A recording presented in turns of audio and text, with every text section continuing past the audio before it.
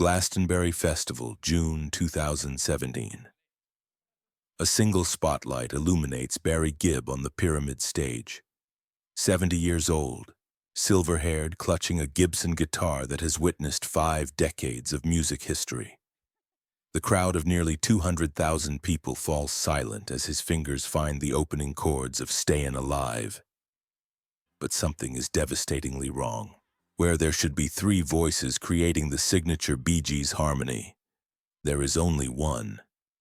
Where there should be 3 brothers standing shoulder to shoulder, there is a man singing to ghosts. Barry's falsetto rises into the summer air, but the spaces where Robin's vibrato and Maurice's tenor should weave through the melody remain achingly empty. As the song reaches its chorus, Barry stops mid-phrase. He looks up at the darkening sky, eyes glistening, and whispers something the microphones barely catch. "Sing with me, lads." The crowd erupts, but Barry knows the truth no applause can disguise.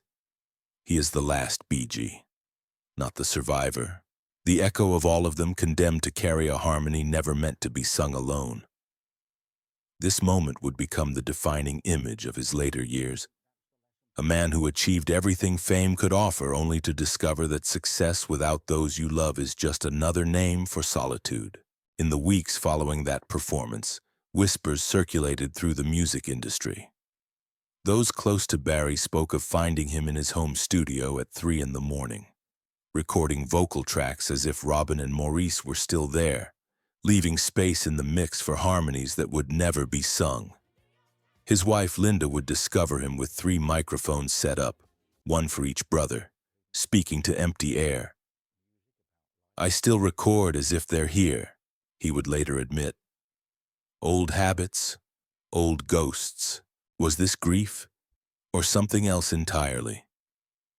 Was Barry holding on to memory or unable to let go?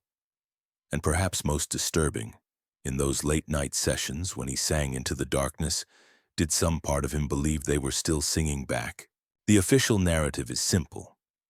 Barry Gibb, born September 1st, 1946, rose with his brothers to become 1/3 of the most successful groups in popular music history.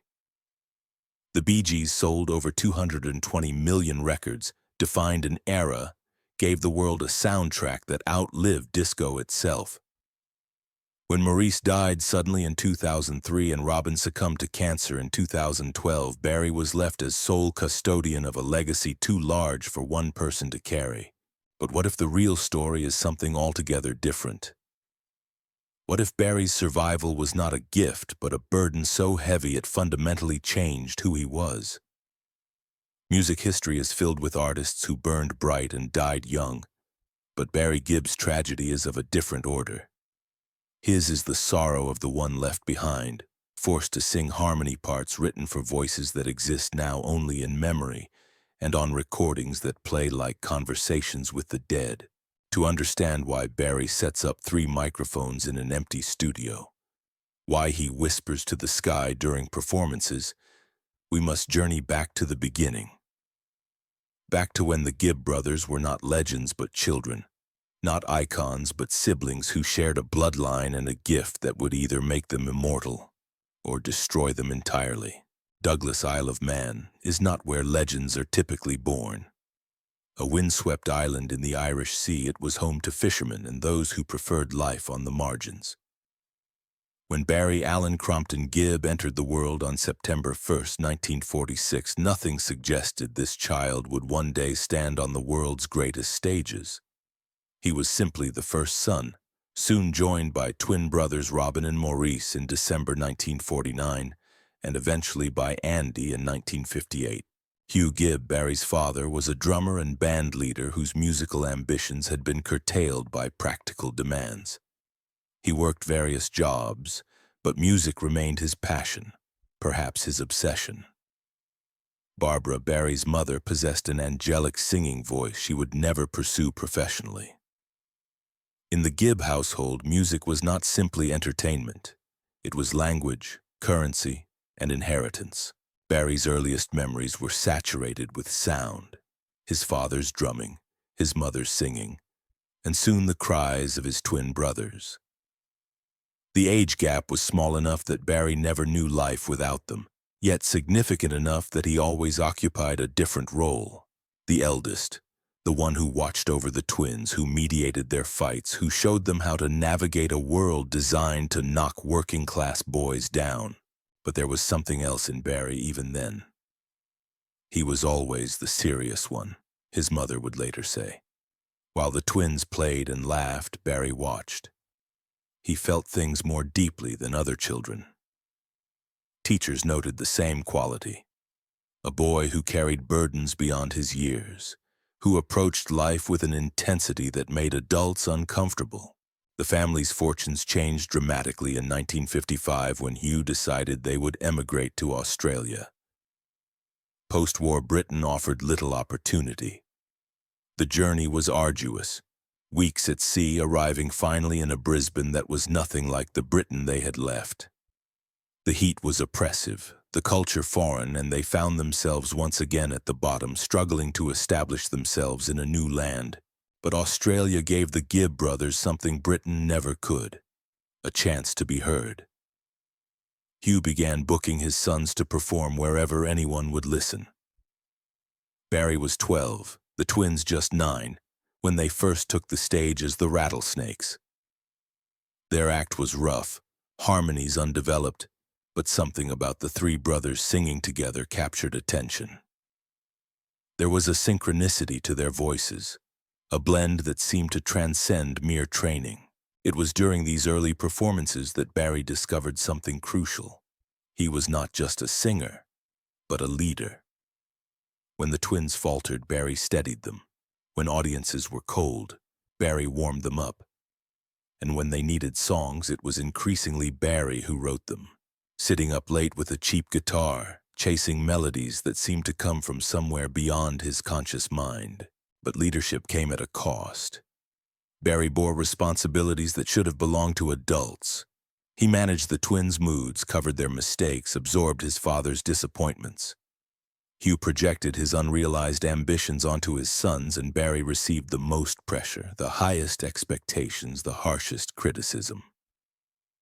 "You're the eldest," Hugh would tell him. "If you fail, they all fail." Could these early experiences have laid the foundation for both Barry's later triumphs and the peculiar form his grief would take? The pattern was established early. Barry as the anchor, the responsible one, the brother who held everything together. It was a role that would define him for life and make his brother's deaths not just losses but fundamental ruptures in his identity. By 16, the brothers had changed their name to the Bee Gees, secured a spot on local television, and were developing a following beyond Queensland. Young Andy watched his older brothers with hungry intensity. The household had become a factory of ambition, with Hugh driving his sons toward success with borderline obsession. But there were cracks even then. Robin chafed under Barry's leadership, challenging his decisions with stubbornness that led to legendary fights. Maurice, gentler and more accommodating, played peacemaker, but the strain wore on him in ways that would not become apparent for years. And Barry, carrying the weight of expectations, began developing a work ethic that would fuel success but make rest nearly impossible. In 1963, at 17, Barry experienced his first real brush with success when The Battle of the Blue and Gray became a local hit. But more significantly, Barry began understanding something about music that would define his career. Songs were not just entertainment, but emotional architecture. They were structures built to house feelings too large for ordinary conversation. "We sang about love because we didn't know how to talk about pain," he would say decades later. The family returned to England in 1967. Barry, now 21, and the Bee Gees armed with enough Australian success to warrant attention from British labels.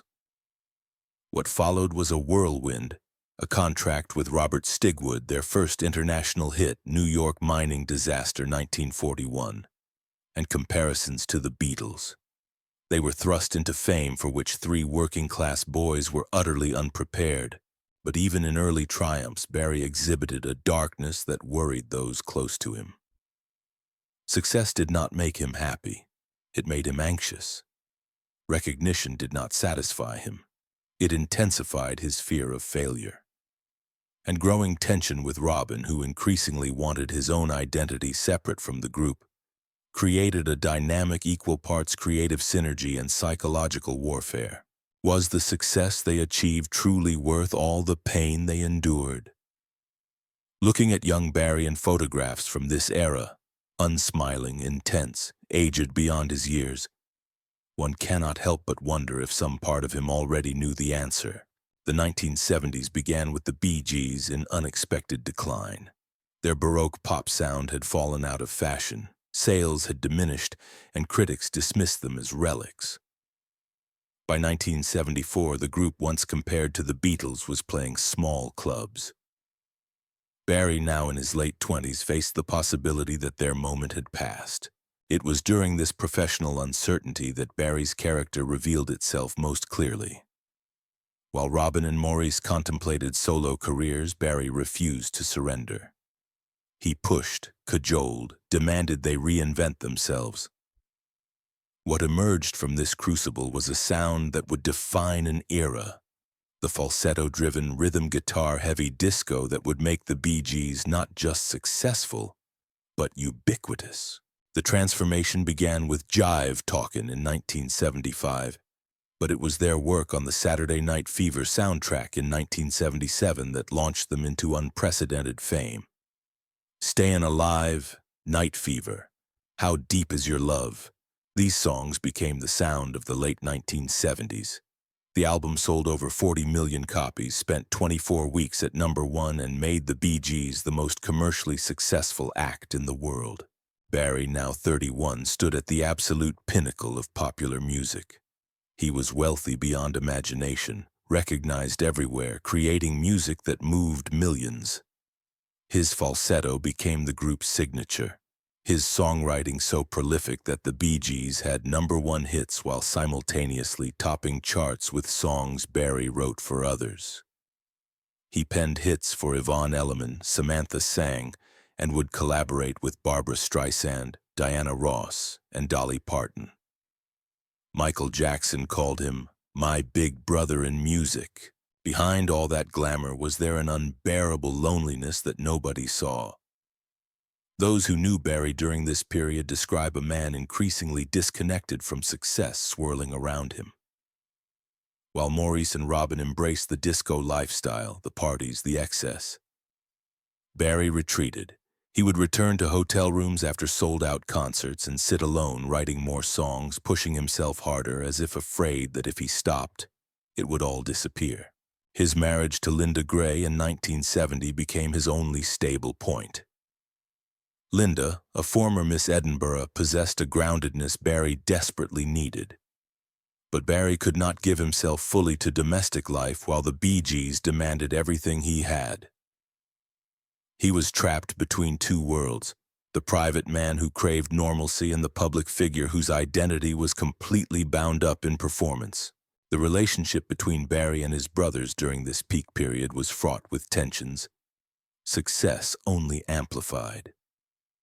Robin, resentful of Barry's dominance, began drinking heavily. Maurice, caught between his brothers, developed his own struggles with alcohol, and Barry felt the weight of holding everything together while watching his brothers self-destruct in slow motion. There were moments of genuine connection. In the studio, when three voices would blend in perfect harmony, something magical happened that transcended all conflict. Barry would later describe these moments as the only times he felt truly at peace. "Music was our bloodline," he said. "When it stopped, I started to fade too. But these moments became increasingly rare. They fought about money, about credit, about whose ideas should prevail." Barry bore the brunt of his brother's resentments. Every decision he made was questioned, every success attributed to ego rather than talent. And then there was Andy. The youngest Gibb watched his brother's success with desperate hunger. By the late 1970s, Andy had launched his own solo career, and Barry wrote and produced hits for him, including "I Just Want to Be Your Everything" and "Shadow Dancing." Andy became a teen idol, achieving solo success that Robin and Maurice could only dream of. But Andy's success came with darkness that terrified Barry. The youngest Gibb was using cocaine heavily, drinking to excess, spiraling into self-destruction. Barry tried to intervene, tried to save his little brother from the same pressures destroying Robin and Maurice. But Andy was beyond saving. The end of the 1970s brought the disco backlash, a sudden cultural shift that saw the Bee Gees become objects of ridicule. Radio stations held disco demolition events where their records were literally destroyed. The group that had been the biggest act in the world suddenly found themselves persona non grata. "We became too big for our own good," Barry would admit. The fall was brutal, but the fall was not just professional. The backlash coincided with increasing personal turmoil. The brothers were barely speaking outside of professional obligations. Their addictions were spiraling, and Barry, the one who had always held everything together, was beginning to crack. He had achieved every measure of success popular music could offer, yet he had never felt more alone. Fame, Barry was learning, does not keep you warm when your brothers are slipping away. The morning of March 10, 1988, Barry Gibb received a call that would change his life forever. Andy, his youngest brother, had died at age 30. The official cause was myocarditis, but everyone who knew Andy understood the real story. Years of cocaine abuse, excessive drinking, and relentless pressures of fame had destroyed his body. He died at John Radcliffe Hospital in Oxford, his heart simply giving out, and Barry was not there. The grief that followed was unlike anything Barry had experienced. Andy was not just his brother, but his protege, the one he had mentored, written songs for, tried desperately to protect. Barry had seen Andy as a second chance, an opportunity to share the gifts that made the Bee Gees successful without subjecting him to the complicated dynamics that plagued the older brothers. But instead, he had inadvertently led Andy into an even darker version of the same trap. In diary entries from 1989, Barry wrote, "When Andy died, the laughter in our songs stopped." Those who knew Barry during this period describe a man hollowed out, going through the motions of life but fundamentally changed. He continued to work. Creating music was the only thing he knew, but the joy was gone. The relationship between Barry and his remaining brothers became even more strained in Andy's death's aftermath. Maurice, in particular, seemed to be following the same path of self-destruction, and Barry's attempts to intervene were met with resentment. "You're not my father," Maurice would shout. But Barry could not stop trying to save his brothers, even as he watched them slip further into addictions he was powerless to control. The 1990s brought partial commercial comeback. Their 1997 album Still Waters was successful, and the group began rehabilitating their reputation. But personally, the decade was marked by mounting concern for Maurice, whose drinking had reached life-threatening levels. On January 12, 2003, Maurice Gibb died from complications of a twisted intestine at Mount Sinai Medical Center in Miami Beach. He was 53. Unlike Andy's death, which had been preceded by years of obvious decline, Maurice's death came with shocking suddenness. He had gone to the hospital complaining of stomach pain, and within hours he was gone. Did this tragic event mark his downfall? Or was it simply the tipping point of deeper problems? Those close to Barry suggest Maurice's death did not create Barry's inability to function without his brothers. It simply revealed what had always been true. Barry's entire identity from childhood forward had been built around being the eldest Gibb, the one who led, protected, and held the brothers together. Remove that purpose, and what was left? Barry's eulogy at Maurice's funeral was brief and heartbreaking. "Maurice was my balance," he said, voice barely above a whisper. "Without him, I don't know how to stand." In the weeks following Maurice's death, Barry made a public declaration that shocked fans. "I can't sing without them." The Bee Gees, he announced, were finished. There would be no more tours, no more albums. The Bee Gees had always been three voices in harmony, and with Maurice gone, that harmony was broken beyond repair. Barry retreated from public life almost completely. He canceled appearances, turned down interviews, and spent his time at his Miami estate. Those who visited describe him going through the motions of daily life but fundamentally absent, as if the essential part of him had died with Maurice. He would spend hours in his home studio, the one where he had hung 3 microphones, and neighbors would sometimes hear him singing late into the night. Not new songs, but old Bee Gees hits, stopping and starting as if trying to remember how they were supposed to sound with 3 voices instead of 1. Robin, the last remaining brother besides Barry, briefly came together with him in shared grief. They spoke of possibly recording together, of honoring Maurice's memory through music. But their old patterns were too deeply ingrained. They argued, and eventually the conversation ended. The 2 surviving Bee Gees drifted apart. Then, on May 20th, 2012, Robin Gibb died. He had been battling cancer for years. Robin was 62 when he died at a London hospital. His funeral was held at St. Mary's Church in Thame, and Barry, now the last Bee Gee, was the only one to take the microphone. Standing before mourners, Barry attempted to sing "To Love Somebody," the song he and Robin had written together nearly 50 years earlier. His voice shook, cracked, and gave out entirely. He could not finish. After several attempts, Barry simply stopped, whispered, "I'm sorry," and sat down.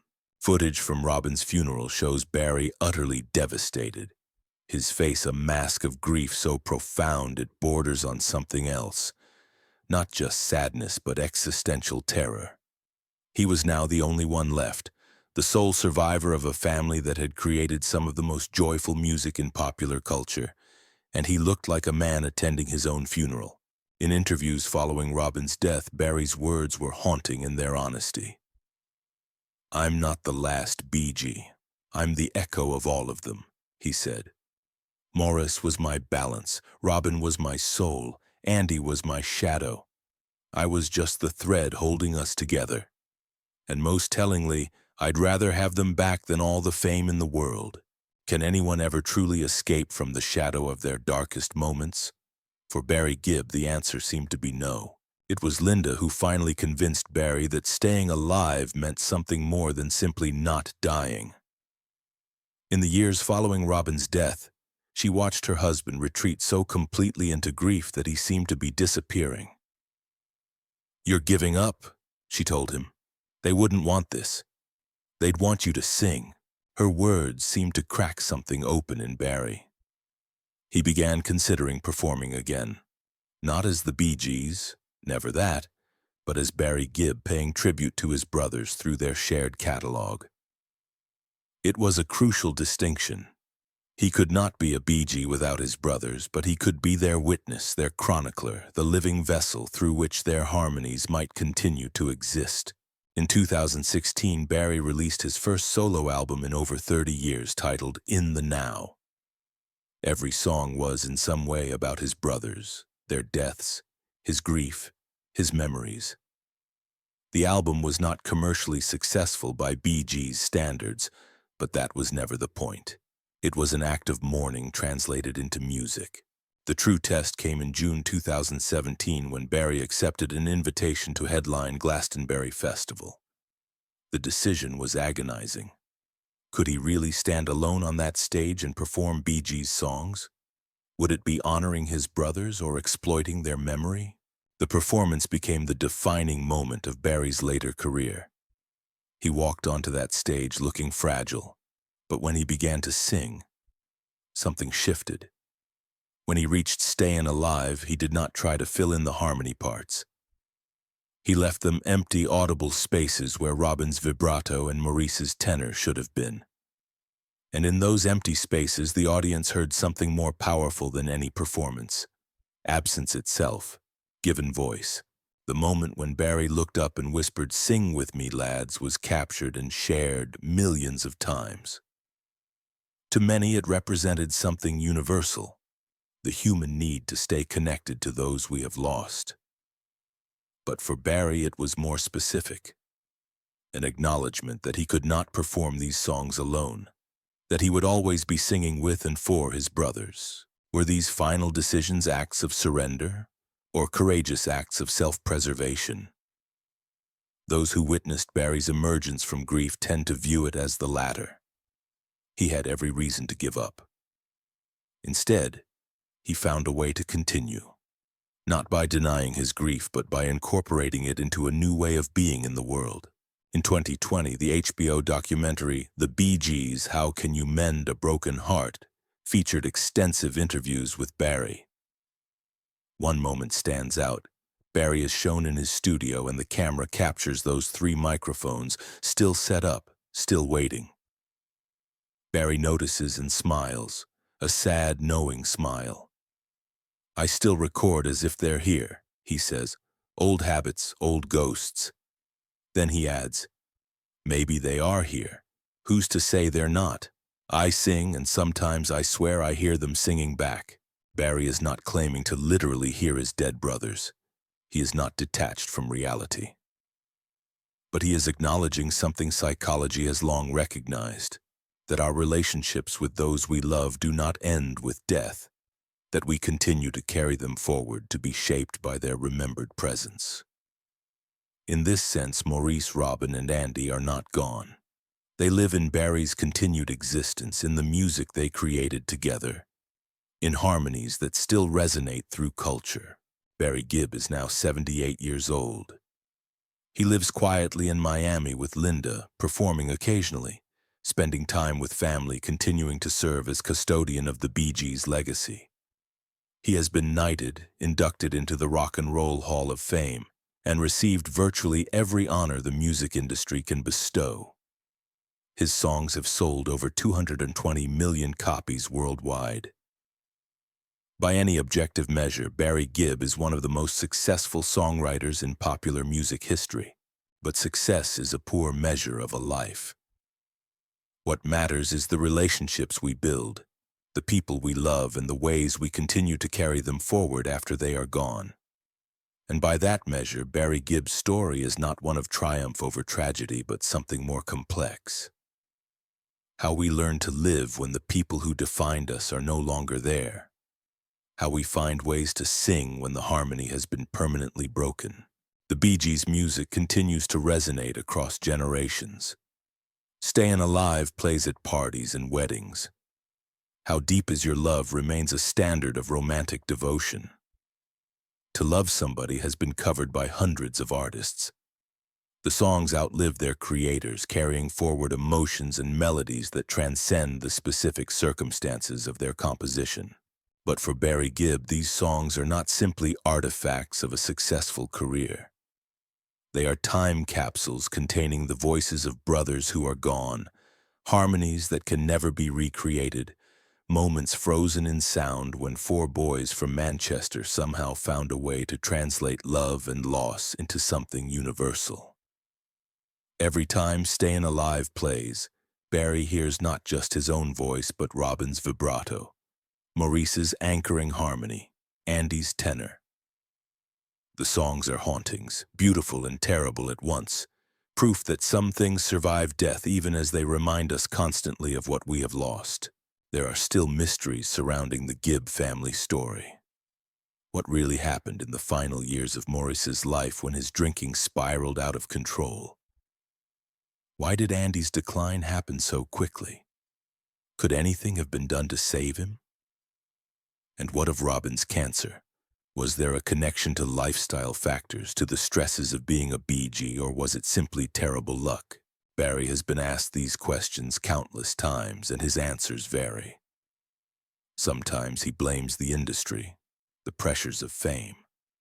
Other times he blames himself, wondering if he could have been a better brother, less focused on music and more attentive to the people making it. And occasionally in his darkest moments he wonders if the Bee Gees' success itself was somehow cursed. What hidden secrets might still remain untold behind Barry's public image? Those who know him best suggest there are depths to his grief that have never been fully articulated. The three microphones hint at practices and rituals that go beyond simple nostalgia. His late-night recording sessions, his conversations with absent brothers, his insistence on leaving spaces in arrangements for harmonies that will never be sung, these suggest a relationship with loss more complex than simple mourning. Some friends have quietly suggested Barry has experienced moments that might be characterized as supernatural. Times when he felt his brother's presence so strongly it went beyond memory into something else entirely.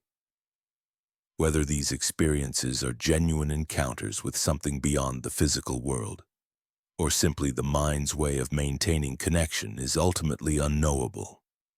What matters is that for Barry, the boundary between presence and absence has become permeable in ways that allow him to continue his relationship with his brothers despite their physical deaths.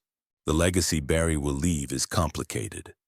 On one hand, he is custodian of one of popular music's most extraordinary bodies of work. The Bee Gees' influence can be heard in everything from contemporary pop to indie rock to electronic music. Barry has ensured this legacy is preserved, that his brother's contributions are never forgotten, but Barry's legacy is also that of a survivor carrying an impossible burden. A man who learned that loving deeply means grieving deeply, and that some losses reshape us so fundamentally that we can never return to who we were before. His story is cautionary about the price of fame and the ways success can mask profound dysfunction until it is too late. What lessons can we draw from Barry Gibb's life? Perhaps the most important is that survival is not the same as triumph. Barry survived when his brothers did not, and for him that survival has been both gift and burden. His life reminds us that some losses cannot be overcome, only endured. Some griefs cannot be healed, only integrated into a new way of being. There is also a lesson in how Barry has chosen to honor his brother's memory.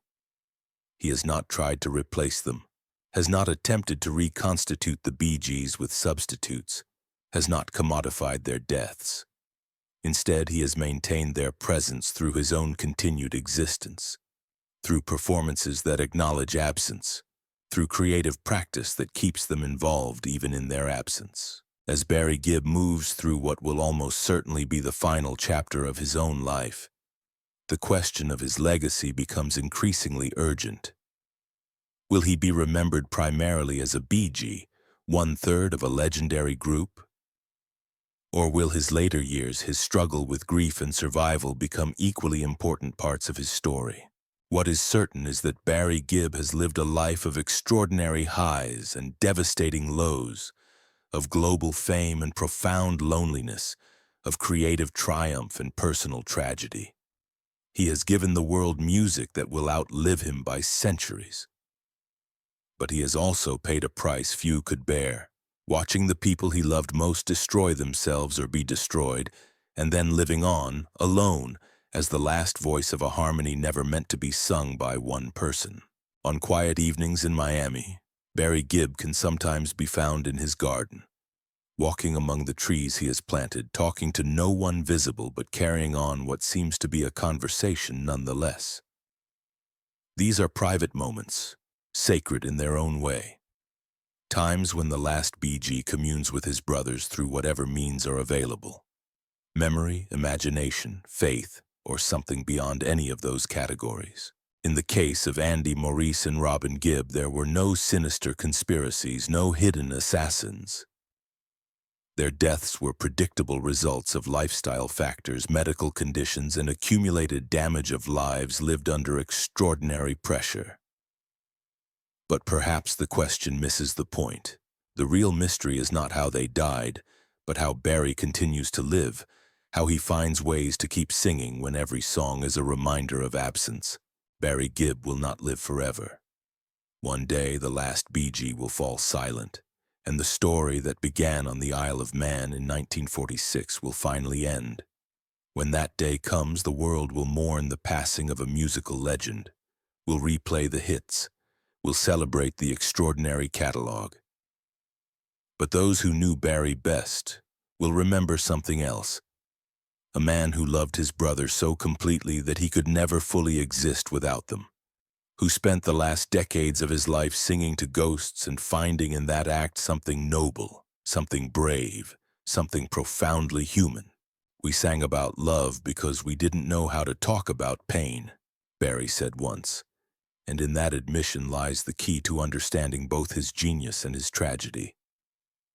The Bee Gees created anthems of joy and romance that made people dance and fall in love. But underneath those shimmering surfaces were four brothers who struggled to communicate, who loved each other desperately but could not save each other, who found in music a language they could not find in ordinary speech. And now there is only Barry standing on stages around the world, looking up at the sky between songs, whispering to brothers who cannot answer but who, in some sense, never left. He is the thread that held them together, the echo of all of them, the last harmony. And every time he sings, every time he leaves those spaces where other voices should be, he reminds us of something we would rather not face. That love is not enough to save the people we love, and that sometimes the cruelest fate is not to die young, but to live long enough to sing alone in a harmony written for three. But he keeps singing. Despite everything, despite the grief and the loss and the impossible burden of being the last one standing, Barry Gibb keeps singing. Because that is what the Gibb brothers did. They sang. And as long as Barry has breath, he will continue to do what he and his brothers were born to do. He will sing for them, with them and to them, and in those moments when his voice rises and the audience joins in, filling the spaces where Maurice and Robin should be. The Bee Gees live again, not as they were, but as they have become. A memory made music, a loss transformed into art, a harmony that death interrupted but could not entirely destroy. This is the legacy of Barry Gibb. Not triumph, not tragedy, but something infinitely more complex. He is a survivor who carries his dead with him, a solo artist who never performs alone, a man whose greatest achievement and deepest wound are impossible to separate. He is and will forever be the last Bee Gee, the final voice of a brotherhood that changed popular music forever and paid for that achievement in ways no amount of fame could ever justify. And when the music finally stops, when Barry's voice joins those of his brothers in silence, what will remain? The songs, certainly. Those perfect constructions of melody and harmony that capture something eternal. But also the story of four brothers who loved each other, destroyed each other, and could not exist without each other. A story that reminds us that the most powerful harmonies are created not in spite of pain, but because of it. That the most beautiful music often comes from the deepest wounds, and that sometimes the greatest act of love is simply to keep singing. Even when you are singing alone. Even when every note is a memory, even when the harmony exists only in the spaces between the sound and the silence. Barry Gibb taught us that staying alive is not always a victory. Sometimes it is a responsibility, a burden, an act of devotion to those who could not stay. He stays alive for them, sings for them, remembers for them. And in doing so, he has given us all a model of grief that does not deny pain but transforms it into something that can be shared, that can become part of the larger human story of love and loss that connects us all. The last Bee Gee stands alone, but he is never truly alone.